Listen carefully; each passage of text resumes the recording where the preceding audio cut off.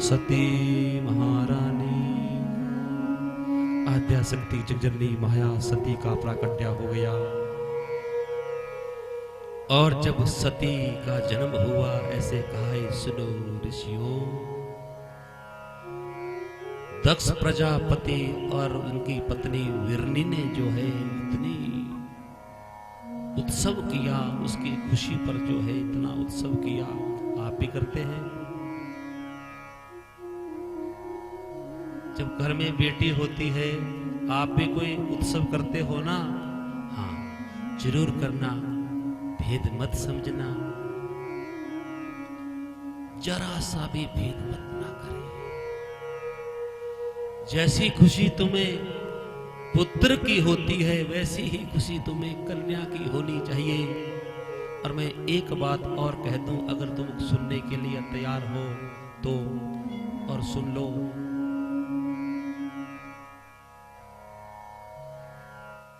जिसके बेटा है उनको मोक्ष की प्राप्ति हो जाए कोई गारंटी नहीं है। जिनके पुत्र है उनको मोक्ष मिल जाए कोई गारंटी नहीं है।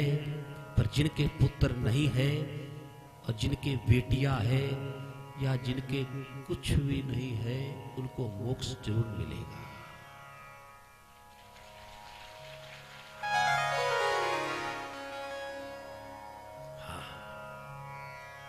अब स्मरण कर लेना अपने अपने पुत्रों का कि वो आपके साथ कैसा व्यवहार कर रहे हैं? और बेटियां, धन्य है वो बेटियां। विदाई के समय जाते जाते भी, अंतिम समय में जब उसका कुल गोत्र नाम बदल जाता है, कैसे वो कन्या अपना घर छोड़ती होगी। कुल गोत्र नाम बदल जाता है जाते जाते। अम्मा बाबा के परिवार जनों के झोली में वो धान की खिले फेंक के जाती है। मेरे पिता का कुटुंब जो है धान की खेती की तरह बढ़े। जाते जाते भी वो कितना आशीर्वाद देके जाती है वो कन्या। और तुम जब उसका जन्म होता है तुम कैसा मुख बना लेते हो। धन्य है आज इतना दान दिया, इतना दान पुण्य किया ब्राह्मणों को। राजा दक्ष ने सबसे पहले ब्राह्मणों को बुलाया और अपने घर में स्वस्ति वाचन पूजा करवाई और इतना दान दिया, क्योंकि ब्राह्मण जो है इसलिए भी दिया। दैवाधीनम सर्व जगतम मंत्रहीन च देवता। दैवाधीनम सर्व जगतम मंत्रहीन च देवता। ते मंत्र ब्राह्मण अधीना तस्मात् ब्राह्मण देवता। ते मंत्र ब्राह्मण अधीना तस्मात् ब्राह्मण देवता। सुनो, दैवाधीनम सर्व जगतम मंत्रहीन च देवता। ते मंत्र ब्राह्मण अधीना तस्मात् ब्राह्मण देवता। सारा संसार पूरा संसार जगत जो है देवताओं के अधीन है। ठीक कह रहा हूं? हाँ। और देवाधीनम सर्व जगतम मंत्रहीन च देवता। सारा संसार देवताओं के अधीन, भगवान शंकर भगवान नारायण के अधीन, देवताओं के अधीन। और ये देवता किसके अधीन बोलो? देवता किसके अधीन? मंत्रों के। और ये मंत्र किसके अधीन है? बोलते रहो। ये मंत्र किसके अधीन है? ब्राह्मणों के। ब्राह्मण, हाँ महाराज, दैवाधीनम सर्व जगतम मंत्रहीन च देवता। और ये मंत्र जो है ब्राह्मणों के अधीन है। तस्मात् ब्राह्मण देवता, तस्मात् ब्राह्मण देवता। इसलिए ब्राह्मण जो है देवता है। और तुम करते हो उल्टा, उनको देवता नहीं मानते। ना ब्राह्मणों के साथ आज वर्तमान कलयुग में देवता जैसा व्यवहार कर रहे हैं लोग। 1% ब्राह्मणों के साथ कोई व्यवहार नहीं करता। हमारा तो यहां बहुत मान सम्मान हो रहा है। मैं अपनी बात नहीं, रात को इतना पैरों में मालिश कर करके बजाय मेरे अच्छा, अरे छुपाव नहीं छोड़ते ऐसे टावल पर। मैं कहूंगा जैसी सेवा वृत्ति तुम्हारी मेरे प्रति है, हो जाए। सब ब्राह्मणों जितने भी यहां आपके कुल पुरोहित है, ब्राह्मण है,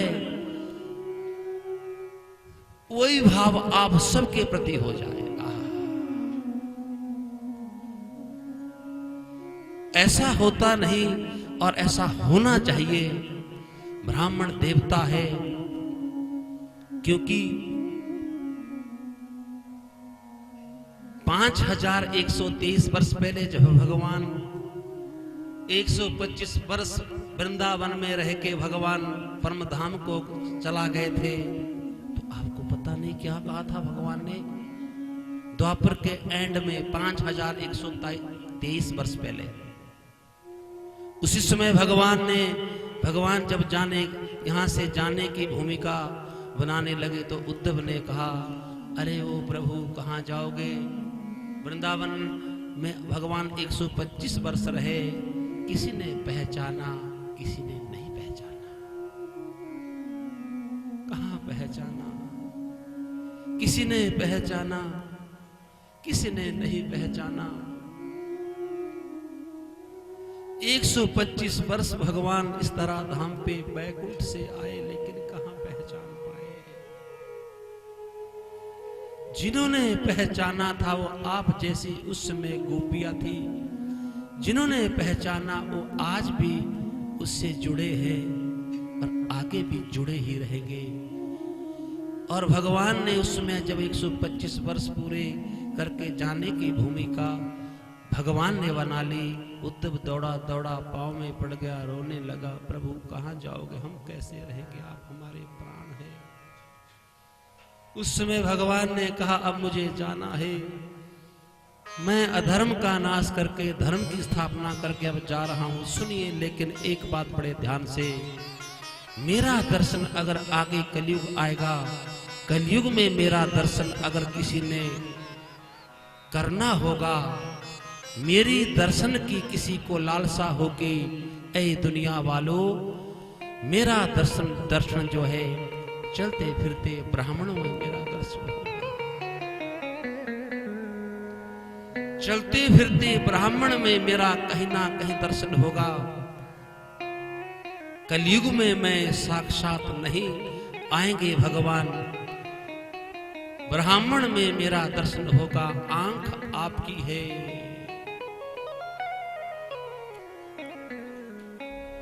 क्योंकि आंख वालों ने तुमको है देखा, कान वालों ने तुमको सुना। तुमने देख भी रहे हो, सुन भी रहे हो।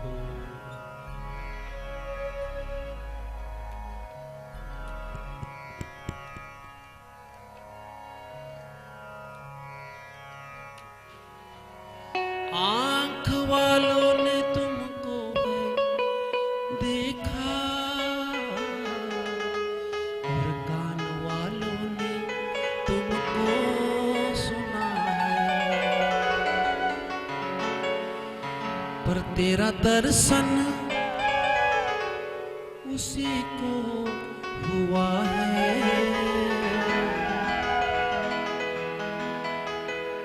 किसको? जिनकी आंखों में, जिनकी आंखों में, जिनकी आंखों में, जिनकी आंखों में पर्दा नहीं है, बोलो तेरा दर्शन उसी, कहो सब तुम बोलो, तेरा दर्शन उसी को हुआ है,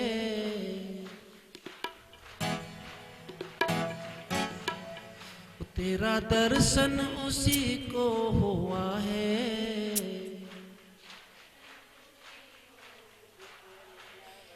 जिसकी आंखों में पर्दा हाँ नहीं है, जिसकी आंखों में कौन सा पर्दा, उसी पर्दे को हटाने का तो मैं भी प्रयास कर रहा हूं। जैसे एक डॉक्टर जब ऑपरेशन करता है आंख का, तो बोलो कैसे करता है? बड़े आराम से।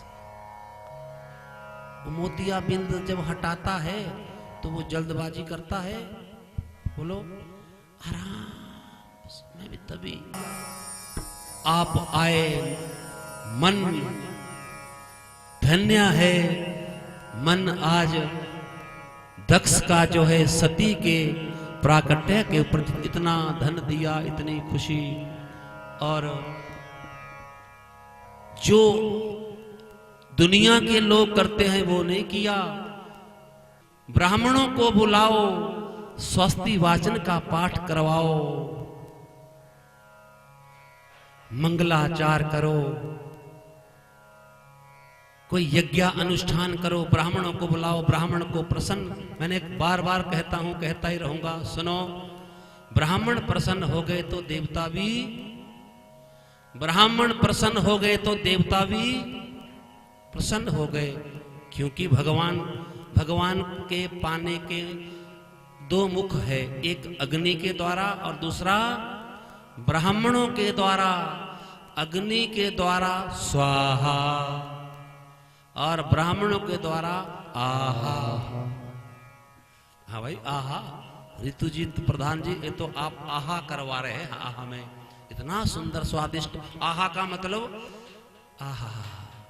दक्ष प्रजापति ने इतना लुटाया बेटी के जन्म महोत्सव पे, सती का जन्म हुआ, इतना लुटाया, और ऐसा कहा कि समय आया और उसने भगवान शंकर की आराधना की, क्योंकि वो साक्षात शक्ति थी। उसने तो भगवान की आराधना की, और भगवान की आराधना के बाद जो है, क्योंकि ऐसा कहा है, जब सती छोटी थी तो संत महापुरुषों से भगवान शंकर की कथा सुनती थी, भगवान शंकर की महिमा सुनती थी, और कहा छोटी सी थी, छोटे छोटे मिट्टी के शिवलिंग बनाती है, उन पे दुर्भा चढ़ाती है, बेलपत्र भांग इत्यादि चढ़ाती थी। इतना प्रेम था बचपन से ही उसको भगवान शंकर के प्रति, और आए दिन किसी न किसी के द्वारा भगवान शंकर की महिमा भी सुनती रहती थी। क्योंकि जाने बिना ना होई प्रतीति, बिना प्रतीति होए ना प्रीति। जाने बिना ना, जब हम किसी को जाने ही नहीं, उन्होंने सुन सुन के भगवान की महिमा, और जिसको हम ज्यादा सुनते हैं उससे हमारा क्या हो जाता है, बोलो प्रेम हो जाता है। जाने बिना ना होए प्रतीति, बिना प्रतीति होए ना प्रीति। संत महापुरुषों से भगवान शंकर की महिमा सुनते, बचपन से भगवान शंकर की पूजा करती थी, ओम नमः शिवाय का जाप करती थी।